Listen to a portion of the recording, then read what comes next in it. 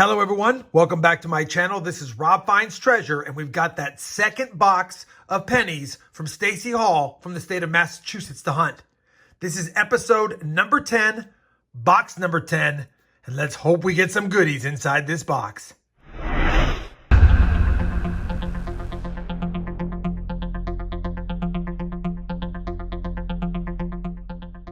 Hey everyone, it's Rob with Rob Finds Treasure, and that's right, we've got another penny hunt and album fill episode number 10, box number 10.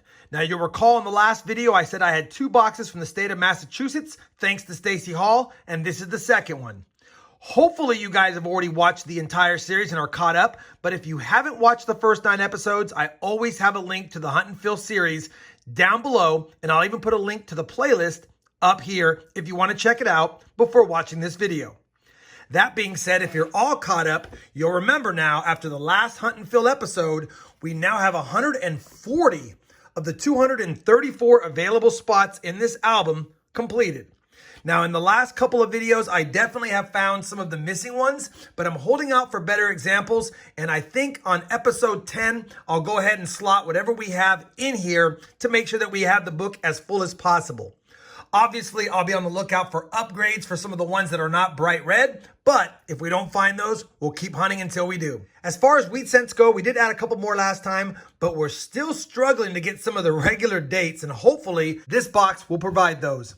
All right, now that we're all caught up, let's get this box open. Again, it is a circulated box according to how it was labeled, and I'm sure it was open and checked, but I've got to score this tape, and we'll do an ender search on just a couple of rolls on top. All right, the tape is scored and it's ready to pop open. Let's just double check and make sure we have circulated cents, and we do. So we definitely will have a 50 roll hunt today, hoping to add some more goodies to the album. It would be nice to get 10 spots filled and be at 150 spots on the nose through 10 boxes. You guys know the drill. We're gonna start cracking rolls, and I'll bring you in if and when I find something worth showing. As a reminder, if you want one of my coin hunt mats, I do have links to those down below, and I'll throw a link up there. We'll see you if and when we have a first find. Roll number 5, we have our first wheat cent, and the good news is it's a 1938. Thought it was a 36 for a second, but it doesn't look right for a 36. We'll scope it just in case. Yeah, 1938 Philadelphia. Not sure we need it, but we'll definitely take it. And it's one from the 30s. Roll number 6, and we're going to have a couple of wheat cents because I came across one here, and that one looked suspicious, so I just tapped it down and saw that it was one as well. They're common. We got a 56 Philadelphia, and back here, I believe it's a 52 Denver, which it is, and I believe we already have both, but 3 wheat cents now through almost 6 rolls. Roll 8, wheat cent number 4. Reverse facing, another 56 Philly. Roll number 10, moving right along with wheat cent number 5. Another 1956. We've got that year covered. Roll number 12, wheat cent number 6. Will it be another 1956? No, it's a 1955 Philadelphia, which we'll just take a quick peek at just in case it's the double die obverse, which it is not. We already have that one as well, but it's nice grabbing another wheat cent. Just cracked open roll 16 and flattened it out and almost had an ender of a wheat cent, but it's damaged. Watch, it'll be one we need in this condition. And it is 1927. It's nice seeing a 20s wheat cent in the box. I believe we need it, but dang it, it's pretty beat up. Either way, 20s wheat cent found, and that makes 7. Roll number 18, and we're going to have wheat cent number 8, and it's a pretty nice 1951 Philadelphia. If we need it, awesome. If we don't, it's probably an upgrader regardless. Roll 20, wheat cent number 9.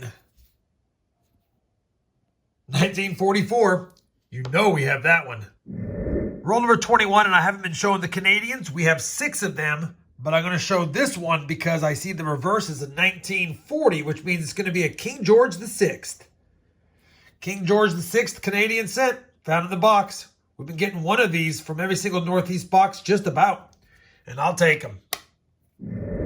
Roll number 23, and I've only found one or two of these lifetime in all of my penny boxes that I've hunted, and it's been several hundred, probably 700 boxes. But we're going to find one. It's a mint token. This is a United States mint token. They put these inside of mint sets, and this one might be copper, but they put them inside of the uncirculated sets they sell to collectors on their site. And let's just double check it to see if it's copper or if it's zinc. And it's zinc. So this is going to be in mint sets dated 1982 and newer. But I'll take it. 95% zinc with a 5% copper coating. Pretty cool find. Definitely not one I expected to find in a Northeast box for sure. Would expect to have found the Philadelphia mint token. Let's get back to the hunt and get on some more wheats. Roll 24, ask and you shall receive, because we have wheat cent number 10. This one's going to be a 1958 Denver. Roll 34 is going to have the 11th wheat cent because I flipped the roll over, and we've got a 1941, I believe, as an ender. It is confirmed as a 1941, and you know what we're going to do? We're going to check it for one of the 3 DDOs it might have. At the date, which I don't see. At Liberty, damaged but not there. And on the motto, In God We Trust, which I don't see as well. We already have it, but it is wheat cent number 11, and now we're only one away from a dozen. Just grabbed roll 41 out of the box, and conveniently, our 11th wheat cent was a 41 ender. This time in roll 41, our 12th wheat cent will be an ender as well. Let's see what year it is. That wheat cent ender looks like it's a 58 Denver, and it is. Roll 47, wheat cent number 13, and if my memory serves me correctly, we're one away from tying the last Massachusetts state box. And this one's a 1940, which we already have, but we'll take it. Well, that's going to wrap it up for this second Massachusetts state penny box, and similar to the last box, we got 13 wheat cents, although we got 14 in the last one. Still a good hunt. We got a variety of dates. The oldest wheat cent was that damaged 27, which I believe we need for the album. We found that Denver minted mint token, 9 Canadian cents. One was a KG the 6th. 3 decent ones that I'll check against the album, and 3 dates that we did need for the album, but they're the best ones I could find, a 59D, a 66, and a 68D. We'll plug those in so that we know where we stand after 10 boxes, even though they're not the nicest. Let me go ahead and take a look at the album and what we found and see what we have as far as additions or upgrades, if any. Well, we're back and we have combed through today's finds and upgraded and added to the album. For those curious, we did add that 68D, again, not the nicest shape, as well as the 1966 and the 1959D. Those were 3 additions, plus we did add in that damaged 1927 wheat cent. 4 total additions to the album. That makes 144 out of the 234 spots filled, 90 to go. As far as upgrades, we did upgrade that 1951, definitely nicer, as well as the 1956. It's still brown, almost red brown, but definitely a better strike. So 2 upgrades, 4 additions, 1 being a wheat cent.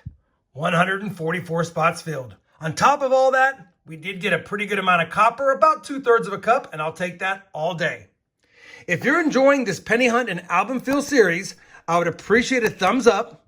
And as always, everyone, happy hunting, and thanks for watching.